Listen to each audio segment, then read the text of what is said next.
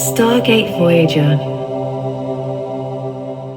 Well, I am super excited to be joined by a very special guest on this episode. I'm joined by ancient history researcher, author, and co-author of the new book, The Epoch of Humanity, Matt LaCroix. Thanks for joining me, my friend. Thank you so much, Derek. I've had a long time of watching and observing and both having such incredible work together that aligns in that parallel way. So it's an honor to work with you, my friend. What I love about Stargate Voyager podcast is we seem to have such a wide variety of listeners and viewers from all over the spectrum. And I feel like part of the success of this show is just has always been me asking a lot of questions. Not that I'm an expert, but I love asking questions and bringing on guests from all different worldviews. And I've loved seeing some of your research that's been coming out.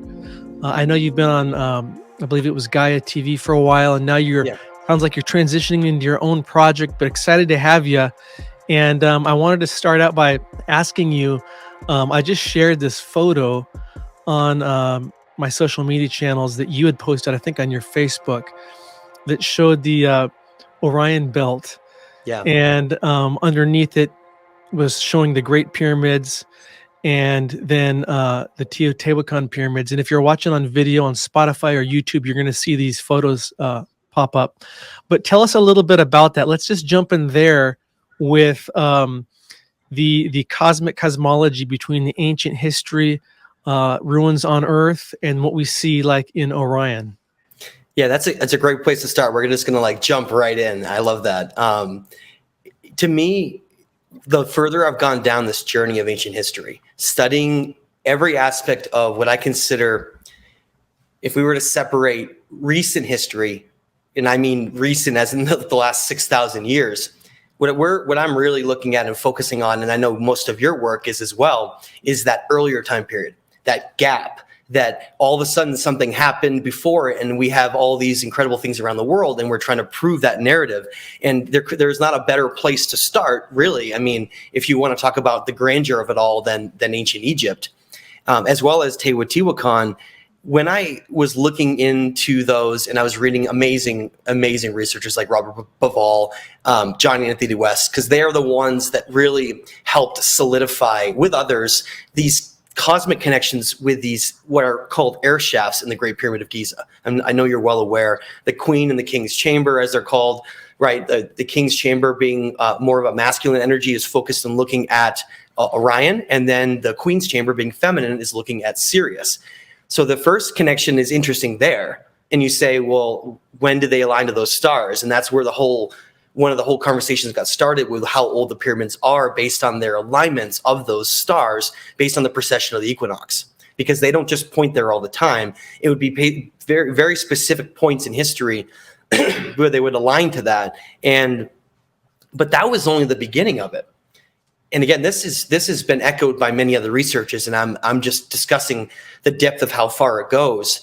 But what's beautiful about that is you have these star alignments with these different shafts within it, right? That are calling air shafts, but there were some kind of an energetic connection with the stars. But then there's this whole other concept. And there's this concept that is known in Hermeticism as the law of correspondence, right? This concept of as above, so below, and creating a synergy between them. And the more that you really look at ancient civilizations, the more that you understand their ancient text, why they built the things they did, where they built the things they did, and how they built the things they did, what stones did they use, what kind of vibrational frequency were they looking at, what kind of minerals were in the stones, were they using granite, basalt, andesite, were they using limestone? We have to look at all of these things to understand what the properties are. You know, it's some people don't fully understand that the fact that the Great Pyramid of Giza has never had any definitive proof that Khufu ever even built it. That whole story that came out of the 1800s, as far as we can tell if you actually study it, is a complete forgery. So the very concept that these pyramids were built as tombs is obviously being disproved at a massive level. And it's a little bit silly now, even encountering that notion that still exists. And it does, but we're rapidly moving out of that. I feel like 80% of the people that I run into just randomly in life, and I'm like, just happen to get into a conversation, right? And they're like, we talking about the Great Pyramids. And most of them don't believe they're tombs anymore. which is interesting that we're seeing that shift, because I think that's how the shift happens, right? It's in the collective consciousness, and then eventually the narrative shifts like way down the line. The point is, we understand that they're these sacred, incredible structures. But not only that, like the Great Pyramid is basically designed to be a half ratio of the Earth, designed in a harmonic balance with the Earth, the sun, and the moon. It gets wild, but this is where you can add on these layers. Think about our solar system. You have the Earth, you have the moon, and the sun. And if you look at Orion, there are these three massive stars out there that are based on, if you study like Graham Hancock, I think there's some viability in looking at the Book of the Dead with Egypt, where there maybe like Orion is related to the path of the souls or something. Regardless of what it is, Orion was extremely important to them on a very, very deep level, to the point where when we look at the design of these structures, both the Great Pyramids of Giza, the three, as well as the three pyramids of Teotihuacan. Now, if people aren't aware yet, those are both pyramid structures. One is what's called like a ziggurat step pyramid, which is what you see in a lot of Central America, South America, Mexico, and Mesopotamia. And then, of course, in Egypt, you get the more pointed pyramids like we're used to. But they all had similar functions or purposes, in my opinion. I think that's slightly differed based on how they were designing it. But what's fascinating to me the most is that when you look at their alignments on the ground, and Robert Bauval, I think, was the first person who, or at least one of the first people who put this forward, was that they actually seem to match the exact way that Orion is above us in the way that they designed him on the ground. But not only the Great Pyramids of Giza seem to be designed in that exact nature, and then also pointing towards Orion, but on the other side of the world, literally almost the exact opposite side of the world, which is really interesting, we see this mysterious site called Teotihuacan, which the Aztec do not say they built, and are very open to say that they discovered it and found it, and then they adopted it as part of their culture. They have no idea who built Teotihuacan. In fact, nobody does. No one knows who built Teotihuacan. I would speculate the Olmec or something related could have been involved in that, but we don't know. But what's fascinating is at Teotihuacan, there are three pyramids, just like at Giza. You have the temple of the Pyramid of the Sun, the Pyramid of the Moon, and the Pyramid of Quetzalcoatl. So again, you're now representing not only the solar system, but you're representing the cosmic connection with Orion as well. So what happens when you do that? I don't think our collective consciousness in our society right now fully understands that. I think we're just basically emerging and looking at it like children, kind of wide-eyed at what they could have been doing with these structures. For instance, we just had the spring equinox. We just had, spring came in, and the best place, one of the best places on Earth to be in the Northern Hemisphere is you want to go to Chichen Itza with the Temple of Kukulkan, right? Because you have only 2 times a year, right? The spring and the fall equinox is the only 2 times. They literally designed a temple so perfectly that it's aligned with the sun to only pass over 2 different times to create a shadow of a serpent descending down the stairs to the bottom, as like basically descending from heaven, coming down and descending down to the earth. And we look at the Maya and we don't give them nearly enough credit for, first of all, is that the Maya that even built it? Those are getting the questions that we have to start asking, because if you look at the Aztec and the Toltec and even the Inca, we're finding extreme evidence all over those regions that there was a much more ancient culture that existed before them, pre-Inca, pre-Maya, pre-Aztec, pre-Toltec, maybe not pre-Olmec though. That's an interesting one on that one, I would say. But what we're finding is, to give you an example, just to jump down there for a second, but go down to South America, go to a place like Machu Picchu. Near a place called the Torreon, which is basically like a sundial, you have a wall there, a wall that has three distinctive building styles, not 2, but 3. And on the bottom, you have the most beautiful megalithic stones, usually made out of granite, very, very hard, very difficult to manipulate, and they're just perfect. They're basically perfect. And right above it, you have a layer that's not as thick as the bottom layer, where it's slightly smaller stones, still with fine craftsmanship, but not nearly as good as the bottom half. And then above it, you have quite primitive brick and mortar. Now, that top layer is what we know is the Inca. And yet the Inca are getting credit for not only one, but two different buildings underneath it, which is what is that telling us, right, Derek? Well, to me, it tells us that there was an incredible civilization here. And we have to go into when that was and how long they lasted and who they were. But they built, I think, the most incredible structures around the world as a collective group traveling around with sages and groups. And they were known as the Apkallu in Mesopotamia. But what's fascinating, though, is that they built that and then they disappeared everywhere. And all that was left were the lower bases of structures everywhere. In most cases, besides the Great Pyramids of Giza and some other locations, most of these ancient lost civilization structures only have the lowermost bases left. Like some kind of tsunami came through and just wiped everything out and just tore it down, because we find all of the stones, like for instance at Tiwanaku, right, in Bolivia, you find just strewn andesite stones across a huge area. And the only way you could get that is some tsunami just sweeping through and destroying everything like that. And that's what we're finding. And that's why Machu Picchu is so interesting, because if you think about it, if you have that highly advanced culture in the bottom, then something happens. And then you have some period of time that's not very big where they try to rebuild. They try to rebuild and try to restart what they were doing there. And what they were doing there is like a whole nother conversation. But they tried to do it and then they failed, because I think what we're looking at is the Younger Dryas had a major event on the front end and then a major event on the back end, which is around 12 to 13,000 years ago. And that second attempt to rebuild, I think they were wiped out.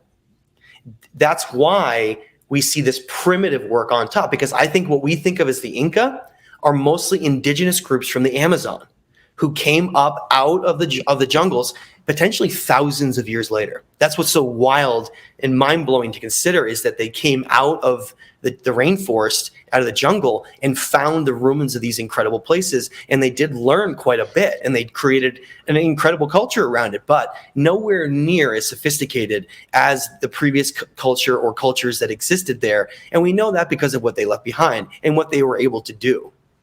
You mentioned the Egyptians out of the gate there, these pre-Diluvian, whatever you want to call them, ancient Egyptians, the OGs, they clearly had this high order of astronomical knowledge, right? Yeah.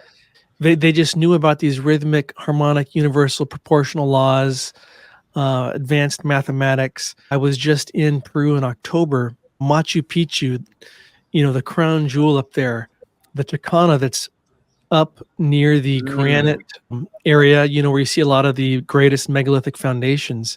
I believe it's during the solstice, you see the Andean cross that sticks up out of the ground.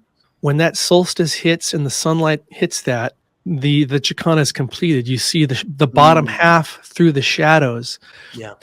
So in your book, I saw somewhere a cool graphic that shows kind of this 200,000 year timeline. Yeah. And I know hearing that might blow some people's minds, but break that down for us a little bit. The idea of creating a timeline like that is not something set in stone, but at least somewhere we can start.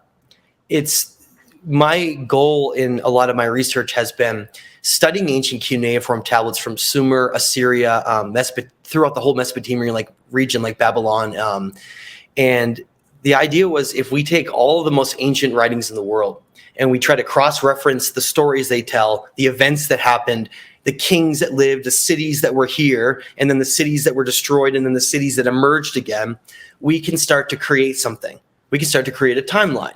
And the way we can do that is by understanding climatology and understanding geology and understanding aspects of, if they're describing a great disaster and there's evidence for that disaster, then when was that disaster? Well, let's look at ice core samples from Greenland and Antarctica, look back at when there was some massive event, and then try to pinpoint it. Because the first thing we have to realize is that archaeologists in, let's say, the Mesopotamian region will say that the flooding that is described in about 6 different tablets, from the Epic of Gilgamesh to the Atrahasis, are about a localized event.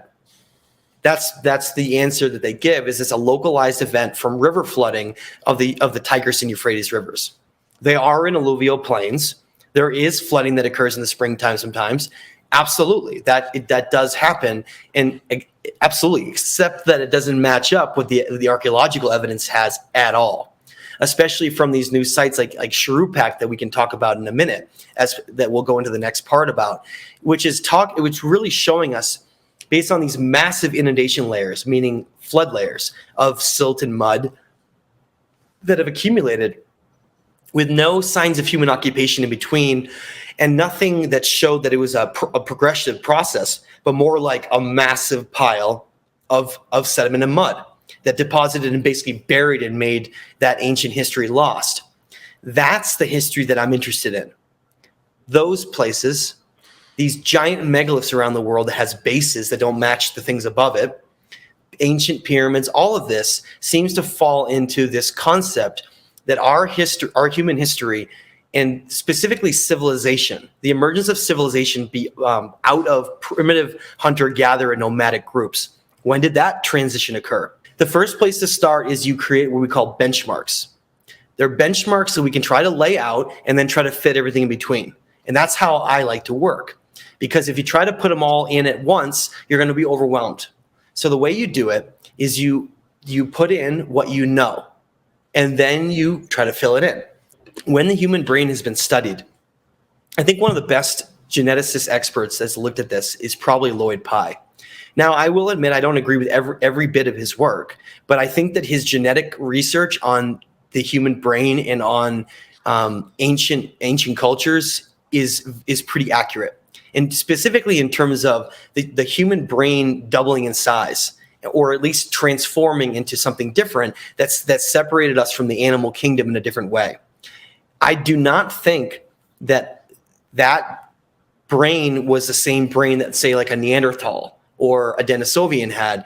There seems to be a different chapter for us, a different chapter that goes way, way, way back. And that keeps going back further and further. For instance, we just found confirmed footprints in White Sands, New Mexico, that are literally dated to be double the age of any indigenous group in the United States. Double.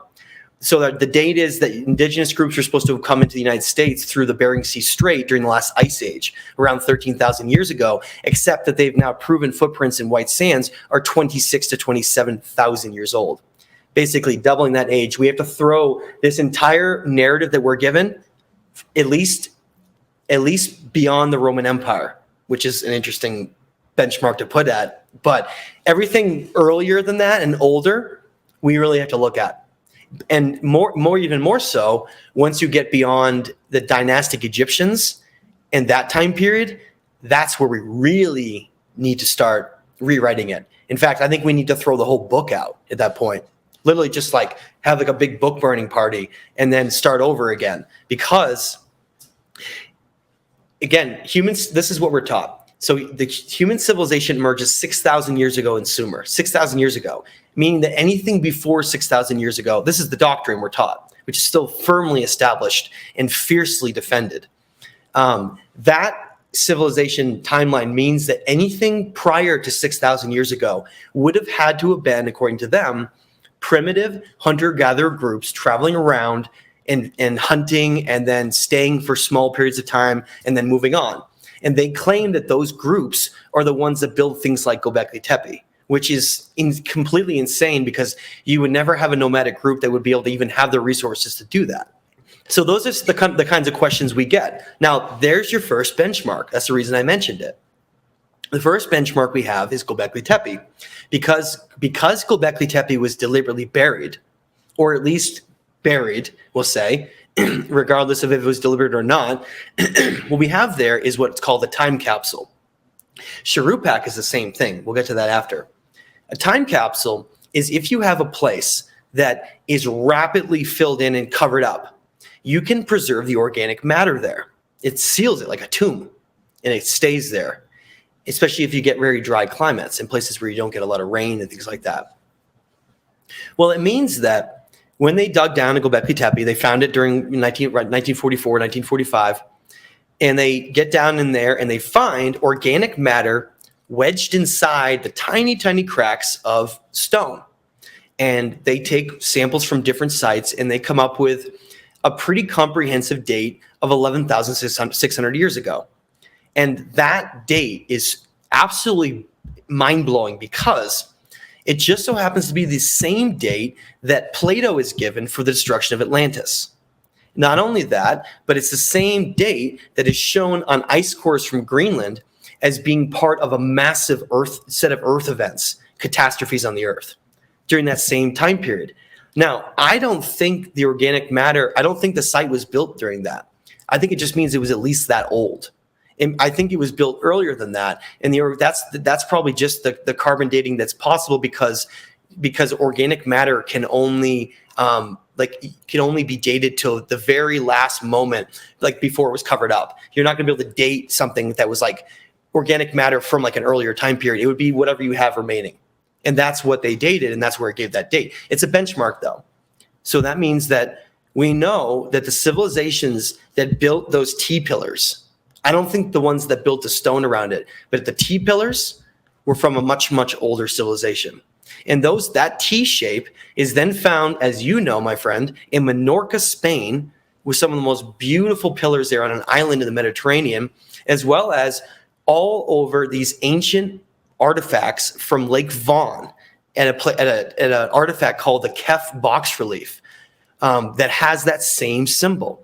And then you start to wrap your head around, you say, okay, so all of these symbols and these highly advanced giant megaliths that have literally like sophistication that's beyond our comprehension, they were built by a culture that is not the same culture that we're told. Not only that, but it's not the same time period that we're told either. It's from a completely different time period. The question is when, and that's where we take our benchmarks and we build off of it. So we say, okay, well, now we know that those civilizations that built that were older than the Younger Dryas. So they were from another time period. So then you put that in. So you do something like, well, the ancient Egyptians, the dynastic Egyptians were, around 4,000, 5,000 years ago. And you have a version of the Sumerians, or at least the Akkadians. What's a version of that had restarted in that region? But then you also have, we look at like the Chaldeans and different groups in that region, but you realize very quickly, Derek, that they're part of a completely different time period. They're not even from that same time period. They couldn't be from a more different time period, actually. Just a quick thought, what you're saying about Göbekli Tepe, they're in Turkey. Same thing in Egypt, as you've seen. Even the Egyptologists, they admit, well, there was a caveman era, the pre-dynastics, this group that they say existed right before the dynastics, who, were these primitive hunter-gatherers, yet in their very graves, they found these precision granite pottery vessels that looked like they were literally laser precision formed. About those from our Chartered X all the time, from the museum, right, in Cairo. Clearly, the pre-dynastic primitive cultures found these and thought these were so valuable, we got to keep it with us, and they were buried with them. But it's a completely different thing compared to the hand painted stuff that's fallen apart made of clay that they made. And exactly. So just to prove your point, you mentioned the discoveries at Lake Vaughan. Let's talk about that, because this is a recent discovery. And I heard you talking somewhere on a show. This might be the only underwater megalithic structure. Tell people who might not even know about this what was discovered, what it looks like, and what it means. Yeah, it's a perfect way that we can keep feeding that timeline, because what we're gonna do right now is we're gonna keep getting older, and we're gonna keep putting that into a timeline. So the Lake Vaughan discoveries emerged out of me studying obsessively ancient Mesopotamia, specifically the original Sumerian cities. And the last of these Sumerian cities, because there was 5 original cities that are mentioned in numerous tablets, like the Sumerian King List, Eridu Genesis, and many others. And they discussed these first cities that were lowered and down from heaven, they say, and had some kind of a divine order and were created in a way where it was something that had never existed here. They're very clear in that. Something new that had not existed. And it's no coincidence that the Sumerians are credited with inventing nearly everything we can think of. When we think of the building blocks of our entire civilization, everything from agriculture to metallurgy to astronomy to mathematics to laws and rules to agriculture, everything came from Sumer. So it's very fascinating when you see that there was first 5 original cities that were mentioned as being created, and they're the ones who invented everything. What's even more amazing about that is there's a cylinder seal called VA-243 that I'm sure you know about that shows what's the patron god Enki, and he's passing something to 2 individuals. What he's passing is very important. He's passing the plow. He's literally passing the plow to them, showing that that's how that knowledge was given. I feel like that kind of sums up that debate a little bit, was saying, well, did the Sumerians invent it, or were they just taught all of it? And it seems pretty clear that all those things were just taught to them, especially when you look at the nature of how these cities were described as being specifically placed in, they called pure places. And then they created them, these great temples. But the stories all describe how there was a great flood catastrophe that came through and literally wiped out the ancient world, wiped it out, to the point where that entire history was so old and so ancient that it almost became forgotten. And the language that comes out of the Sumerians, called Sumerian, is not what we see everywhere in cuneiform, because cuneiform is a writing style. So you have Akkadian, Assyrian, Babylonian, and others. But the point is that the Sumerian version, their language, died out. It was so ancient. Nobody knew how to speak it for thousands of years or read it. And that's where George Smith came in 1849, and they discovered all the tablets, and then he cracked the Epic of Gilgamesh in 1878. And then we started to read these ancient tablets, and they described that last city, Shuruppak, had a king known as Ubaratutu, and his son became what we think of as the Christian Noah mythos. His son was named Ziusudra, and his son was a priest and a king who briefly took over ruling Shuruppak before it was devastated. It was destroyed by a wall of water and mud, burying the city in over 17 feet of mud, sealing its fate away to the world. That city was found in 1931 by Penn Museum, and they found it 30 to 35 feet down. And above that 17-foot inundation layer, they found 2 other civilizations that had coexisted at earlier and much later time periods. I guess earlier, you could say, in terms of us, earlier time periods in history closer to us that were much more primitive. But the more ancient version, the Sumerians that were on the very bottom, had much more sophisticated pottery, ancient writings, and they found the name Shuruppak on 3 tablets. Here, what was considered a myth, not real, like the city of Troy as well, was proven to be real. It wasn't a myth. It was a real place. So what else was real about that? And that's where my head started to spin and wonder if that story that's described, how this figure, Ziusudra, and his sons had survived this catastrophe. And the tablets describe them landing in this unbelievable, like, bitumen sealed Abzu cedar craft that they really do describe in great detail having to create, as landing in the mountains of Ararat.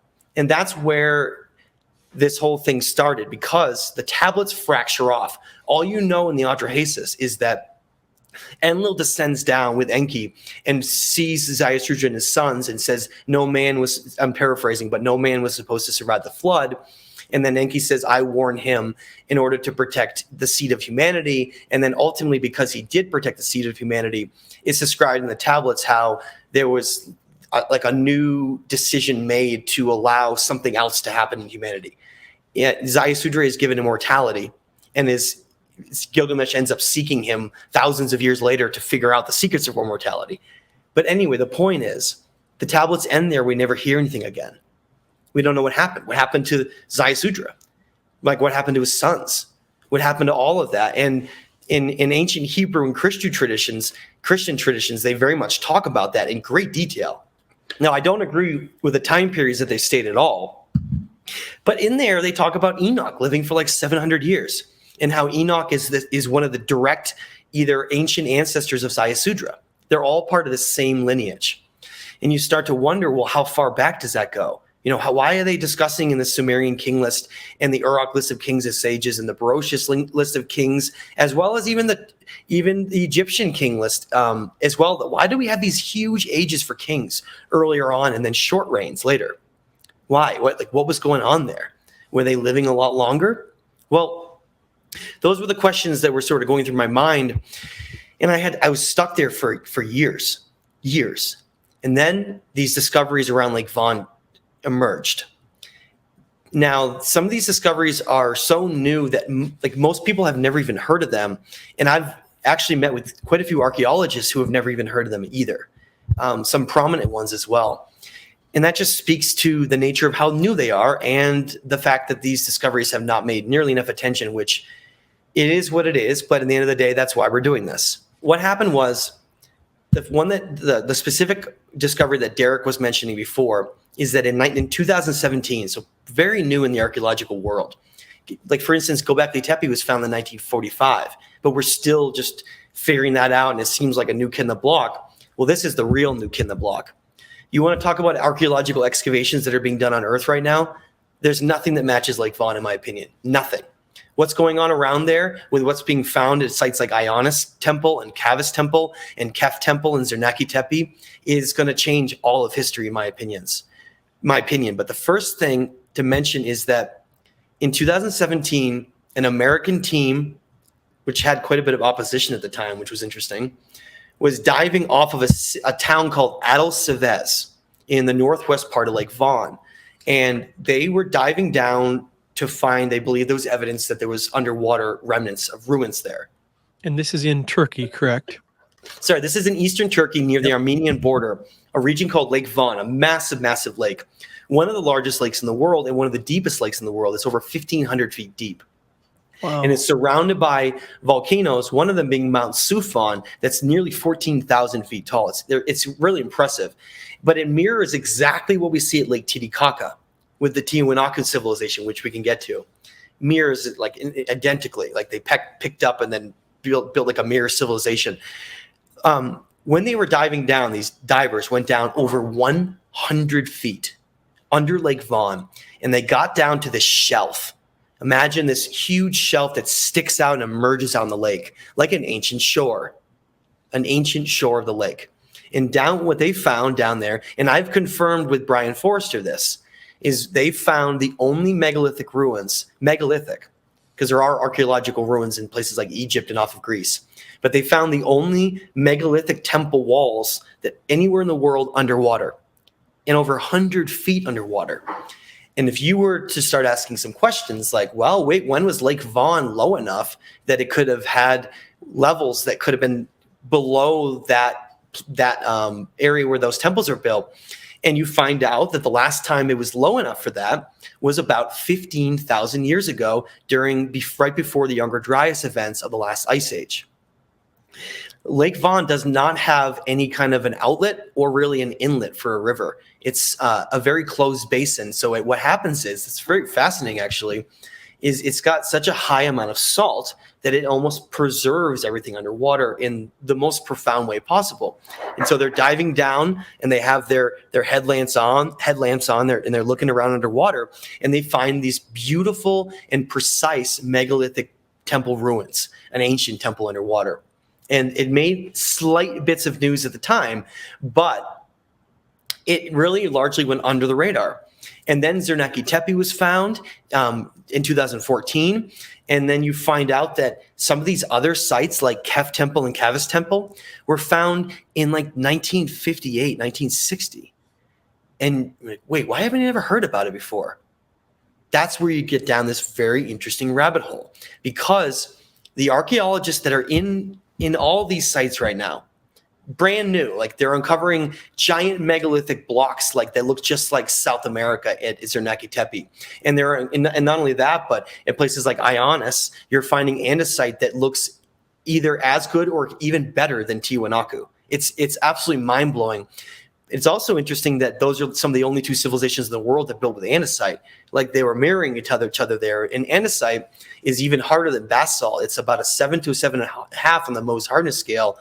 It's a fine-grained volcanic igneous rock, but they seem to have very interesting energetic properties that were of interest to these groups. Now, the archaeologists that are in there, it's made up of a number of different teams, American teams and Turkish teams, a lot of students from universities, and they're doing incredible jobs, not preserving some of the sites like Kef Temple and Kavis that are abandoned, but they're doing a great job at Ionis and Zernaki.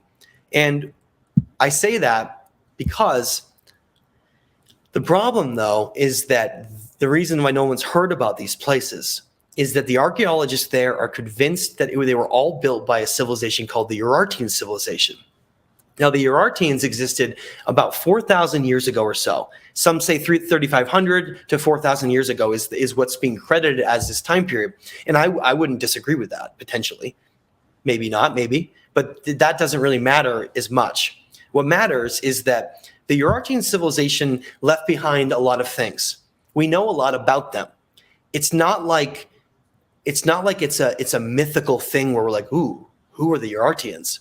No, they were a civilization that was very similar to the later Assyrians and Akkadians. They became somewhat empire warlike. They still valued wisdom, but they weren't anything like the previous civilization. We know that because of the symbols and what the other civilization left behind. The Urartian civilization was unable to build a single structure anywhere around Lake Von that wasn't made out of a sedimentary limestone. They just did not have the tools or the capability, and we know that. And what's interesting is that their artwork wasn't really that extravagant. Their stonework and their artwork was not that incredible. So what's funny is that when you have archaeologists that are in places like Kef Temple and finding these giant box reliefs that are literally some of the most sacred symbols on it that are like hermetic constants and like concepts that change our understanding of the nature of reality. When you look at that and you read the papers from these digs, the archaeologists are baffled. They even state numerous times that they don't understand how the comparisons don't really make sense to them, and they don't see that kind of cultural advancement in the Artians, but they must have just figured it out. It's more or less some of the statements they don't know. And why are they saying that? Well, it's what's called the ivory tower of archaeology. It means that all of those individuals that came before are vitally important because they're the ones who laid the foundation. And if you were to come along and find evidence of a civilization that is so much older, that doesn't match at all with what that was saying, you're basically throwing those books out a little bit. You're not saying it's all irrelevant, but you're saying that doesn't match up. And once you open up that gate, the whole thing collapses, which is why no archaeologist has truly come forth in that way. No archaeologist has ever come forth writing numerous books, going on, microphones. No, they don't, because it's like George Carlin said, right? The comedian. It's a big club, and you're not part of it.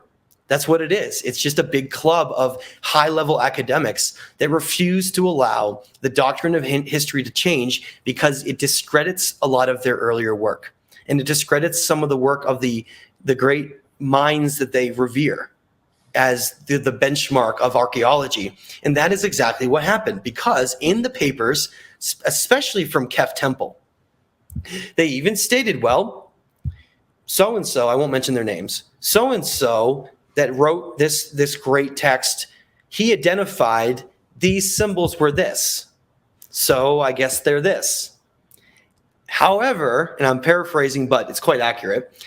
However, the similarities on things like the tree of life and the pine cone look remarkably similar to each other, but it's been previously already associated as being a spear or a war symbol. And so I guess that's what it is, basically. And it's like, what? No, you just were about to say what it really is based on an objective scientific mind. Science, as it is today, around the world, needs to be radically changed.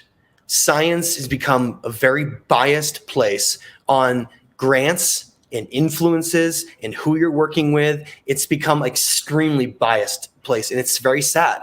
That doesn't mean we throw all science out. I don't like people that do that. They start saying like the devil's watchtower in Wyoming is a giant tree. No, we got to bring some academic back in, bring some science in. Don't just throw the whole baby out with the bathwater.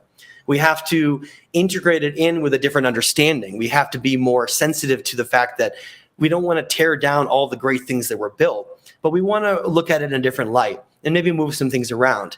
And the reason we have to do that is that it just no longer matches up. And it falls to people like you and I, Derek, to go into those places now and to put those puzzles together. And that is exactly what's happening right now, is that I am launching a major expedition coming up. We're just trying to get the timing down based on availability and different things. But we will be headed to Lake Vaughan with a whole group of scientists and experts to explore all these sites to try to change the narrative once and for all. And those connections from Lake Vaughan, from the same symbols we see, then travel around the world, and we see them in Peru, we see them in Bolivia, we see them in Egypt, we see them in India, we see them in Cambodia, in Saudi Arabia. It's like this giant key is at Lake Vaughan with this, what I'm calling the lost Ararat civilization. They didn't call themselves anything, but that was their most sacred mountain. And that civilization that built those sites around Lake Vaughan seems to be this origin point. It seems to be an origin point of potentially everything. And that's what's so exciting, is it's not just these sites that you haven't heard of or that are incredible and that match and mirror things around the world. What we find is that the very concept of cosmic constants, Hermeticism, that we see mirrored in Egypt, and we see mirrored in Mesopotamia, and we see mirrored in Central America, these understandings of cosmic laws that exist, and almost like mastering reality and mastering the human potential and consciousness and energy. Those things seem to all come from this mastery that was lowered and handed down at Lake Vaughan. If you imagine that, and I do believe the original Sumerians were older, that's why I said I think the bloodline lineage connects up there. But if you imagine the Sumerians invented everything else, the blueprints to everything, then what was invented or passed down at Lake Vaughan was like a whole nother chapter. It was like chapter 2. The few images I've seen of Lake Vaughan, it definitely, like you say, looks megalithic in nature. Big old mortarless blocks. There is nothing else like this that I can think of that's underwater, that's megalithic in nature. No. Mortarless, like you would see in Peru or Egypt's megalithic temples. When you go there, do you think you'll actually be able to dive and go down close to it? Yeah, we're going to have, if it's not part of the first expedition, it'll be part of a future expedition, which will be getting the divers to go down to see that wall. And that wall is just from the same time period as, for instance, like Kef Temple. Kef Temple is right above it. So if you think of that underwater temple off of Adel Sevez, Kef Temple is right above the mountain above Adel Sevez. So Kef Temple would be facing the lake, looking over it, and then that other temple would have been along the lake shore. And so they were part of the same set of temples in that region. But it proves, not only with the stone proves that it was part of an earlier civilization because of how hard it is, how giant megalithic work you see with it, like you were saying, you would have to have had a highly advanced culture to be able to create that. Nomadic hunter-gatherers cannot create stones like that. Even if you look at something like Stonehenge for a minute. I'm going to give an example. That's an incredible wonder that the Druids or a group related to the Druids seem to have built, but it's still not highly sophisticated in terms of the stones being cut. It's a different time period. It's like a different age where they were trying to mimic things in a certain way, but it's not these incredibly finely carved either granite, basalt, or andesite, which is pretty much the only 3 stones that they were really using. Diorite sometimes was also being used. But they were using these specific stones that were very, very hard, and they were creating these giant megalithic structures that we, frankly, would have trouble with in some cases today. Now, the heart of these discoveries and these important aspects to look at is a place called Ionis Temple. Now, if you're listening to this and you go look up these places, you're going to see this silly word Kalesi after all of them. The reason I don't use the word Kalesi is it means fortress. And the reason I don't use that is because these have all been misidentified, in my opinion, as being Urartian fortresses or castles. Completely wrong. These were sacred temples to the highest level. And so I will not use the word Kalesi. That's why I call it Ionis Temple. Now, Ionis is the most interesting of all of them because Ionis, which is what I named my company after in this whole expedition and group, is called Ionis Legacy. Ionis is this location that was discovered originally the excavation started in 1989 on the lowermost bases, looking around the bottom of this big hill where they were starting to find megalithic walls. And above those megalithic walls, and I have great photographs, is you see the really primitive brick and mortar from the Urartians. And it's very obvious. It's like the Inca, but not even quite as good.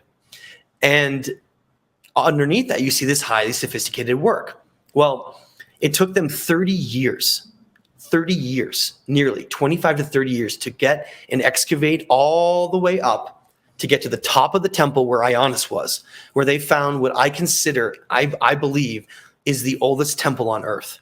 And not only that, but I think that site and the other proxy ones like Kef with the box relief, and as well as Cavus and the underwater stuff, I think that'll change our entire understanding of human history in the future. And I mean that. Not only understanding how far back our story goes, but where you can trace all these great esoteric sacred teachings that we see all around the world, where the same symbols are followed back to this origin point. But even add another thing onto that.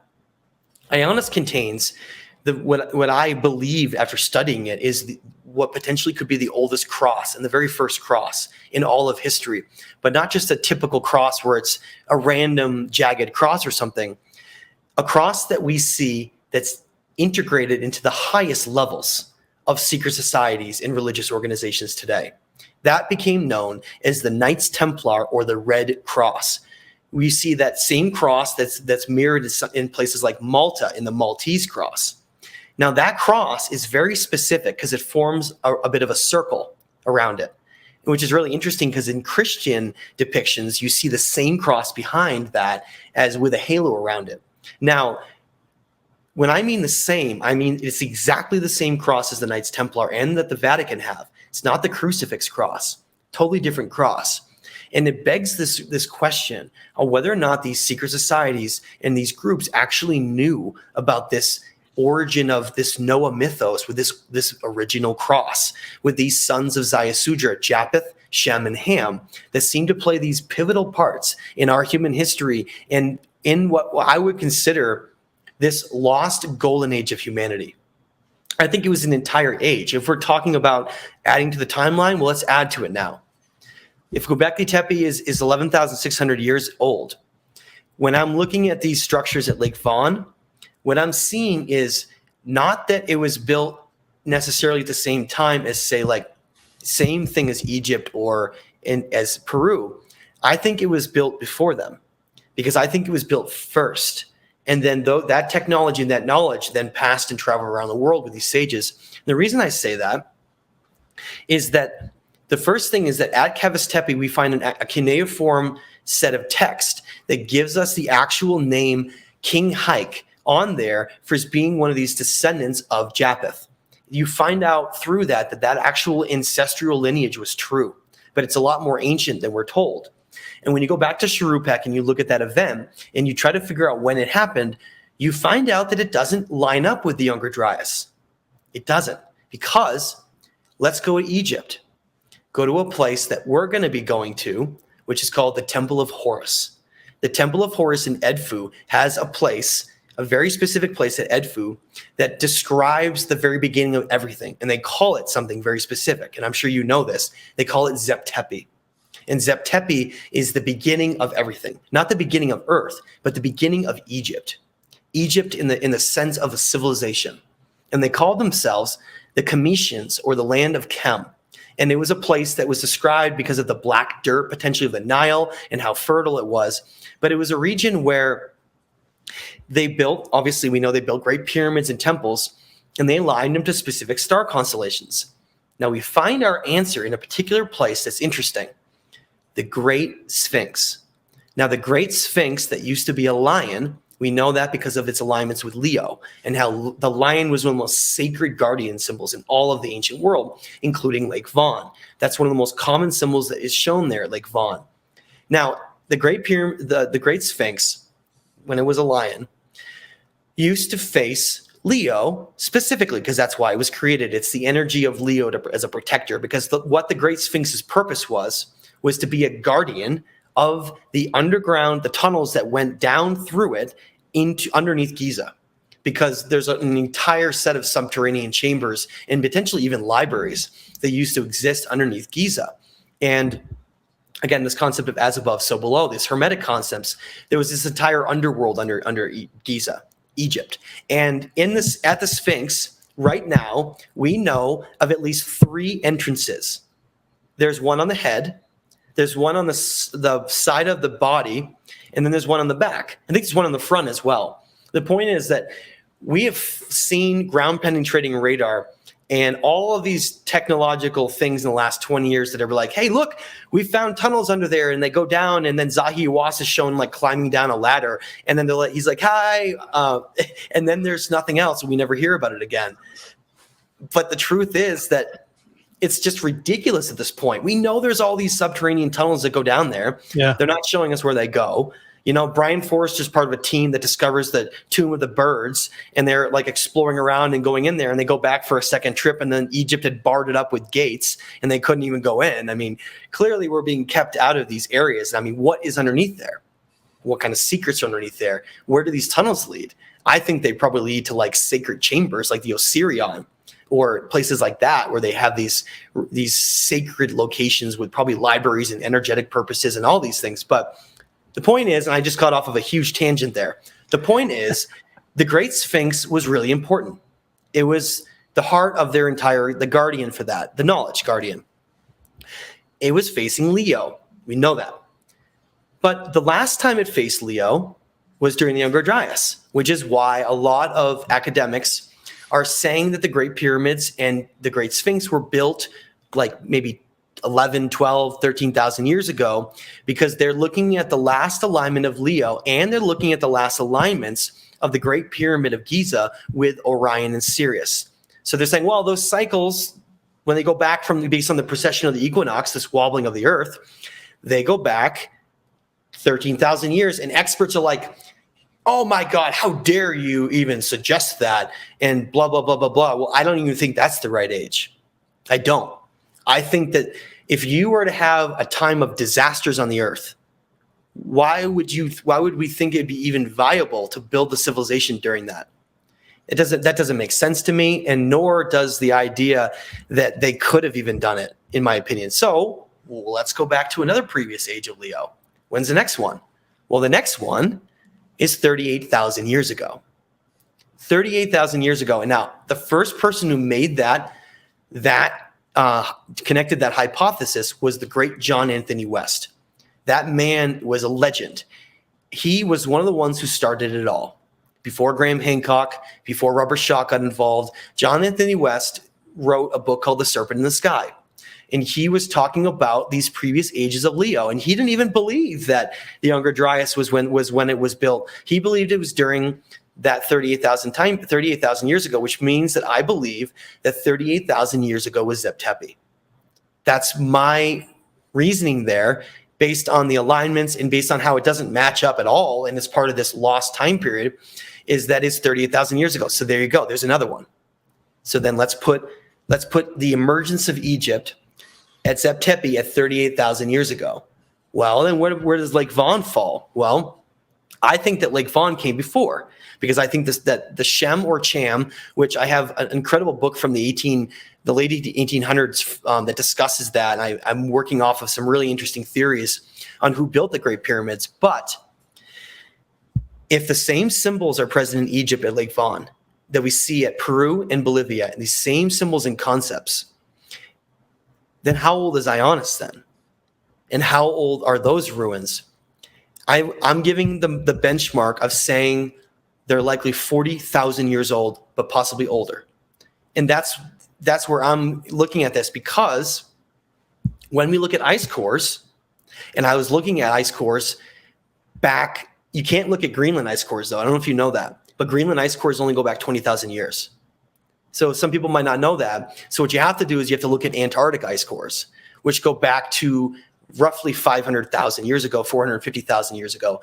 And when I was looking and studying 38 to 40,000 years ago, or in that time period, say like maybe 45,000 years ago, somewhere in there, there's another event. Not nearly as big as the Younger Dryas, but there's another event there, maybe half as big, which could account for this great Sumerian flood that then dispersed them up there and then caused this new golden age to then be lowered and handed down. And that's exactly what I believed happened. Because what we're seeing is this god Haldi Haldi, as he said in Armenian, is shown passing the ultimate knowledge there through the pine cone, through even the religious cup, through all the Hermetic concepts of the triptych doorways we see everywhere in the world. It's like all the knowledge of how to reach divinity was lowered at Ionis and at Kef, right there. And then they traveled around the world and then created all these things. And that's why when we're looking at this time frame, I think when we're looking at something like Atlantis, I think it could directly be involved in this. All of it could be involved in this as part of this golden age, because when you look at Lake Fawn emerging with the symbols and the same structures, you find that in Greece, a place that not a lot of people know about, has some of the most beautiful megaliths, easily the most beautiful megaliths in all of Europe. What's called the Pix Wall. You know about the Pix Wall. Is absolutely incredible. Now, on that wall, if you look really carefully on the blocks, you'll see these indentation levels of 3. Look really carefully next time you look at it. It's these 3 levels on every single one of these giant blocks. They're incredible. And that is only one piece, because you look into Greek culture, you find that their great symbol is the griffin. And then you look at the lion, and you look at all these symbols, and you see that it came from Lake Fawn, which means that Japheth, or that group from there, traveled west and literally created what we think as the Proto-Athenians. You know, I'm sure you're aware, Derek, that in the Timaeus and Critias, we learn all about that during the time of Atlantis, there was another civilization that existed called the Athenians, or the Proto-Athenians. And they existed before what we think is the classical Greeks by thousands and thousands of years, which is why I think Greece was so ahead of the whole game when it came to democracy and laws and rules in a society. Because it had come from what Plato describes in the Timaeus and Critias as being the most perfect civilization ever created. That's what he states. He says that the Athenians were the greatest single civilization that ever existed in history, and that they had mastered everything. And it's very interesting looking at Greece now and looking at all of what's come out of that with this pride and strength in the right ways, though. Instead of being a conquering mentality, it's about creating like a perfect society. And I think that even classical Greece like followed a lot of that. And it was very telling to get to that origin of where it had come from. Now, that means that we're looking at some kind of a path. We're looking at this path of progression of different groups that are building different things. In Saudi Arabia, there's a place called Madain Saleh, these giant mountain temples in the middle of the desert that have these inverted step pyramids. That same symbol is on the Kef box relief from Lake Fawn, as well as becoming the same symbol that became the Chicana in South America.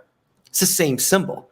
As well as at Tiwanaku, we see a cross emerge, similar to Ionis, and these same similar depictions. Now, if anyone hasn't done this, I highly recommend you look up photographs, not of the front, but of the back of the Gate of the Sun.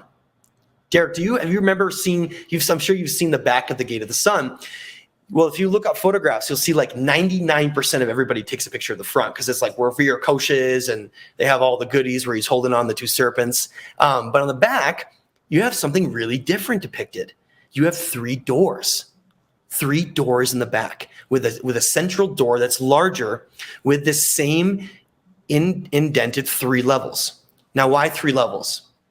Well, at the Kef box relief, this giant box relief you can find on my website, thestageoftime.com, you can see it. You see this constant concept of 3 that became known as the triptych.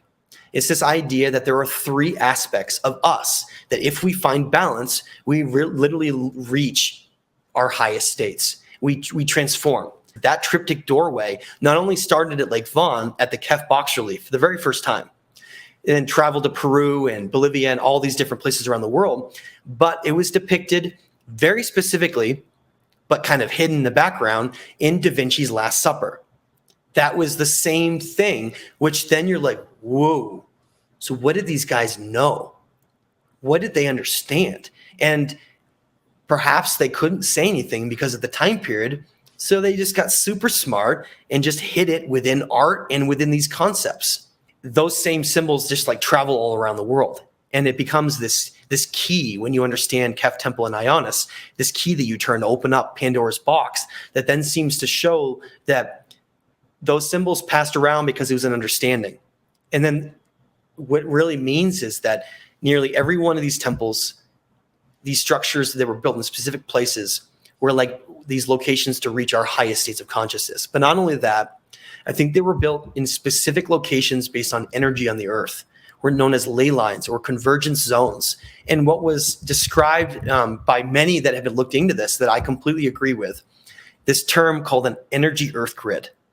An energy earth grid covering the whole planet, that the ancients seem to understand that they were integral part of balance in this, because that's the number one symbol shown on all of these symbols, is not only us reaching balance, but balance within harmony of nature, balance within the cosmos. And they seem to echo that all over, everywhere that we can find, showing us that these temples may be far more sophisticated than we understand. Rather than just being places of reaching higher ascension, I believe, the more that I've looked at it, Derek, that these temples in the Great Pyramids of Giza and all of these giant megalithic remnants that are left are all specifically built in locations that were very specific for energy, and that those places were being held with a way of almost balancing energy here. Because when we look at something like Saqqara, Egypt, and we look at those locations where we see these giant granite boxes, we see some evidence that some of them like exploded and some of them were destroyed, and we see a lot of energy had been thrust through some of these areas, especially Egypt. And it really makes you wonder about what their purpose was in terms of maybe preventing some of these disasters or holding order and balance on the earth. Because I can tell you that during the Younger Dryas, 13,000 years ago, it was like the end of the world. Depending on where you were, it was like the end of the world. Tsunamis and volcanoes and potentially like could have been impacts, cosmic impacts on the ice caps. Multitude of different events seem to have happened that were so significant that they wiped out an entire chapter of human history that had achieved far greater things, in my opinion, non-technologically than we have. Understanding the bond of heaven on earth, understanding higher consciousness, understanding balance and harmony with all of nature and the earth and the cosmos, they seem to have mastered all of reality.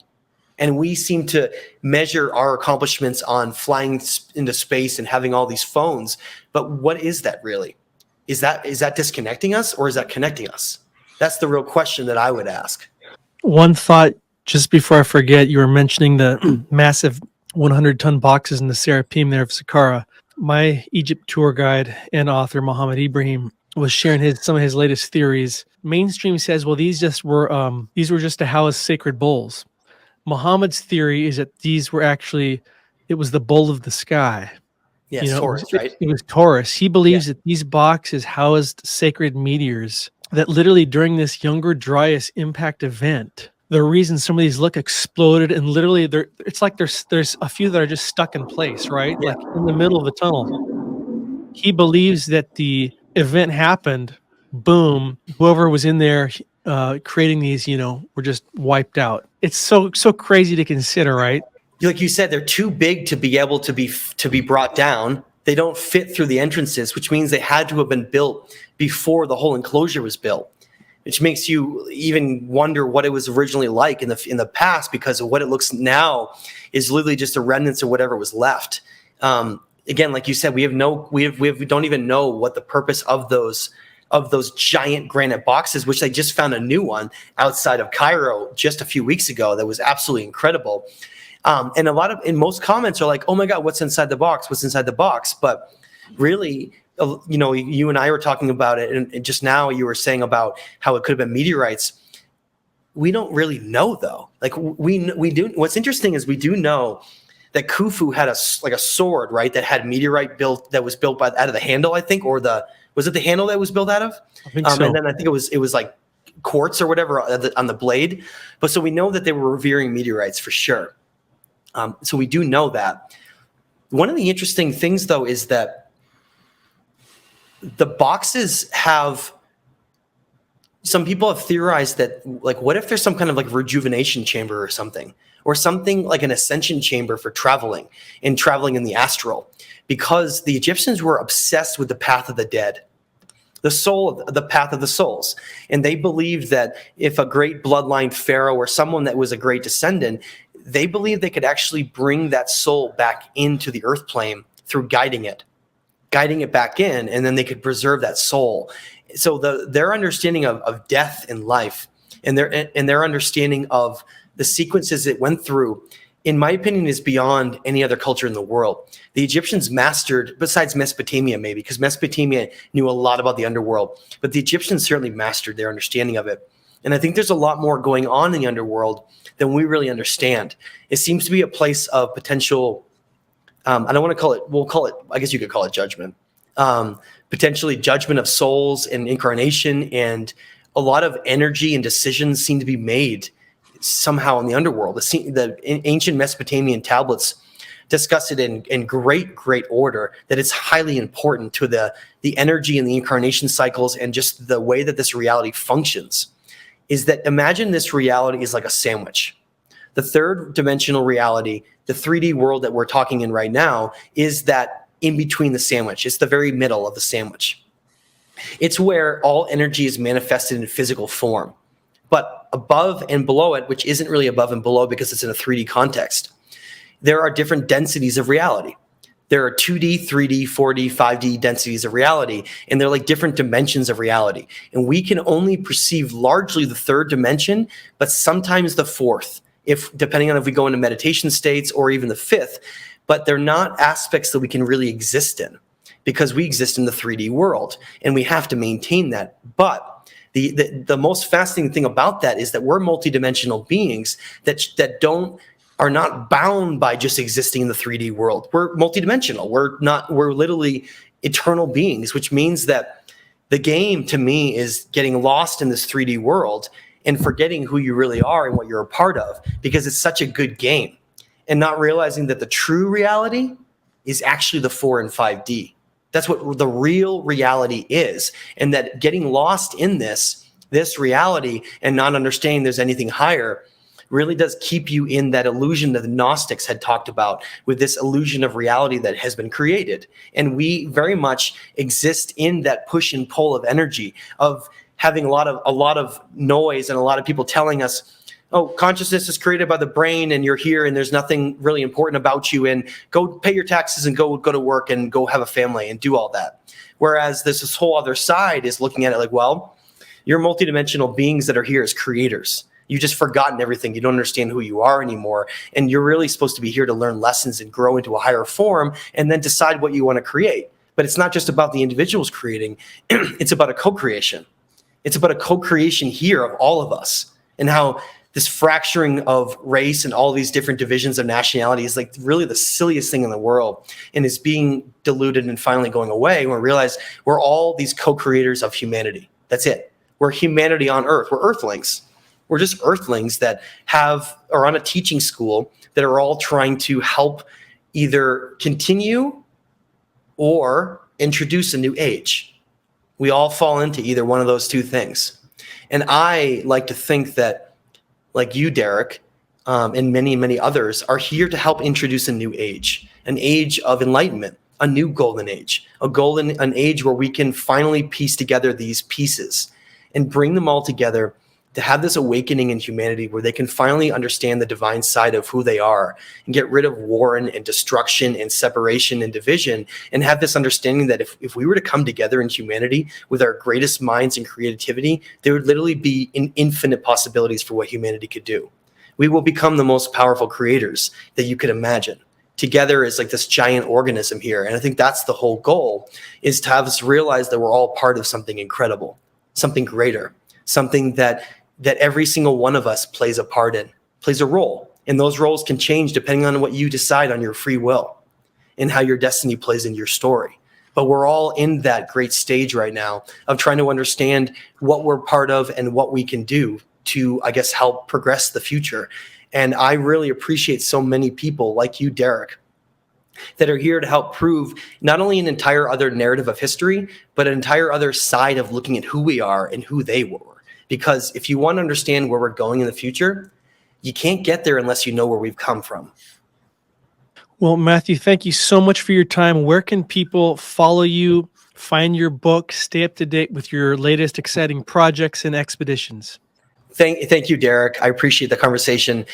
The expedition is going to be launching in potentially a month and a half, but it might be pushed out to a couple months. We're still trying to play around to figure exactly what the right time is. But we are launching a whole expedition with archaeologists and scientists and experts to Lake Vaughan, to all these sites, to blow this whole thing open, to create a documentary to show the world what truly is there. And then it goes from, well, it's actually started in Penn Museum. We already filmed it.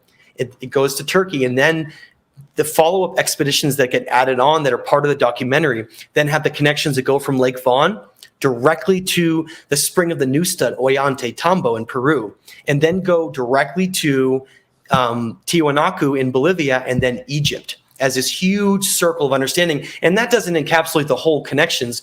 There are going to be future expeditions to like Saudi Arabia and Cambodia and India. But for those interested in still being a part of that, you can still contribute to that expedition, because we need all the help we can get. And if you do 500 or more, you get your name in the credits of the documentary, and then 100 or more, and you still get in on the website. So I still encourage anybody, if they want to be a part of that. It's such an incredible movement, and the more we get, the more we can do. And I was even talking to Derek about definitely wanting him to be involved in the future if possible, because his understanding of megalithics and ancients is critically important. We want to bring together like the greatest heroes of our ancient history and our spiritual, energetic understanding, and bring them all together to do something really special. And that's what we want to do. So if you want to be a part of that and check it out, go to thestageoftime.com. There's a documentary section. And if you want to see my work, you can find it through that, or my YouTube channel at Matthew LaCroix. And I appreciate you, Derek, all the work you do. To me, you're one of the great heroes here, my friend. Well, thank you for the kind words. And Matthew's also on Instagram at The Stage of Time. Thank you. Might want to follow him there. And I think you're on Facebook and all that good stuff. So and I'm sure you can find your book on your website and on Amazon, yeah, right? So sorry, I didn't even mention that, right? You can find my books on, and thank you. You can find my books on my website and Amazon. And I just released my newest book called, like you said, The Epic of Humanity, which has all the timelines and all kinds of cuneiform tablets. And the hardcover edition is now available with all color copies. It's absolutely incredible. So make sure you check that out. Great work, Matthew. Thanks again. And looking forward to doing this again in the future. Thank you so much, Derek. I appreciate this conversation. Thanks, everyone.